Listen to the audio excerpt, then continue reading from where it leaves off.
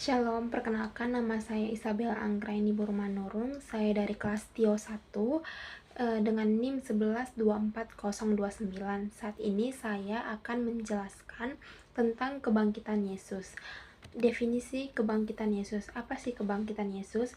Kebangkitan Yesus mengacu pada peristiwa ketika Yesus Kristus bangkit dari kematian pada hari ketiga setelah penyaliban, seperti yang dicatat dalam Perjanjian Baru, yaitu dapat kita baca di Matius 28 ayat 1 sampai 10, Lukas 24 ayat 1 sampai 12, Yohanes 20 ayat 1 sampai 18, 1 Korintus 15 ayat 3 sampai 8, Kisah Para Rasul 2 ayat 24 dan 32. Kebangkitan ini dianggap sebagai inti dari iman Kristen karena menunjukkan kuasa Yesus atas maut dan juga serta membuktikan keilahiannya.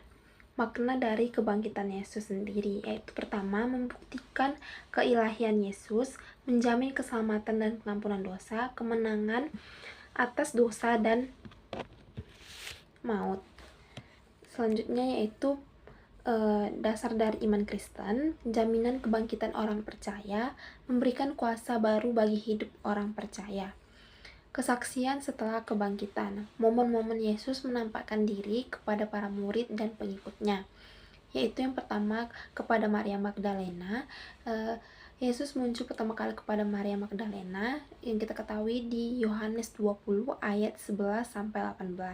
Kemudian murid-murid dalam ruangan terkunci, Yesus menampakkan diri kepada para murid tersebut, dapat kita baca di Yohanes 20 ayat 19 sampai 23. Yang selanjutnya itu Thomas yang ragu. Yesus menunjukkan diri kepada Thomas yang ragu akan kebangkitannya. Dapat kita baca di Yohanes 20 ayat 24 sampai 29. Para murid di Danau Tiberias, Yesus menampakkan diri saat para murid sedang memancing. Dapat kita baca di Yohanes 21 ayat 1 sampai 14. Perintah terakhir di gunung. Yesus memberi perintah kepada murid-murid untuk pergi dan memberitakan Injil ke seluruh dunia, dikenal sebagai amanat agung. Dapat kita baca di Matius 28 ayat 16 sampai 20. Penampakan di jalan menuju Emmaus.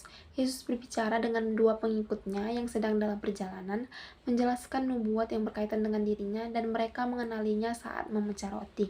Dapat kita baca di dalam Lukas ayat 24 sampai Lukas 24 ayat 13 sampai 35.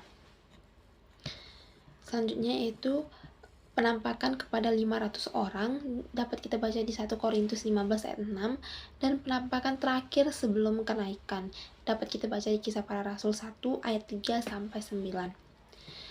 Dari kebangkitan Yesus sendiri, apa sih dampak-dampaknya? Yaitu pertama, dampaknya yaitu penguatan iman, transformasi hidup, pemberitaan Injil yang intensif, dan pertumbuhan gereja awal. Kebangkitan menjadi pendorong utama bagi pertumbuhan gereja, pencurahan Roh Kudus, pendirian komunitas Kristen.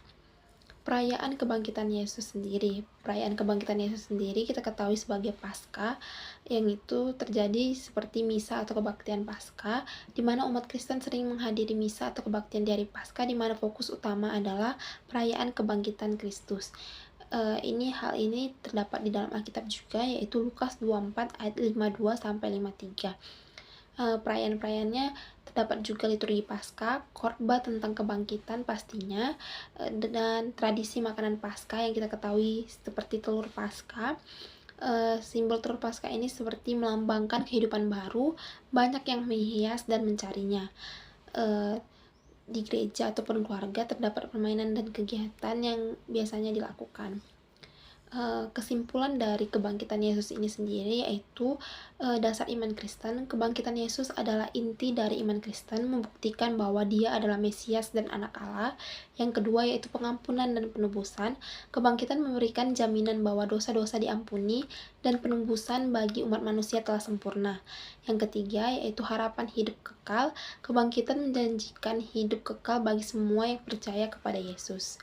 Selanjutnya yaitu kemenangan atas kematian, transformasi hidup, panggilan untuk memberitakan Injil, pencurahan Roh Kudus, pertumbuhan gereja awal, perayaan Paskah, dan janji kembali yang akan datang. Kebangkitan Yesus mengingatkan umat Kristen akan janjinya untuk kembali dan memulihkan segala sesuatu. Sekian dari saya tentang kebangkitan Yesus. Terima kasih.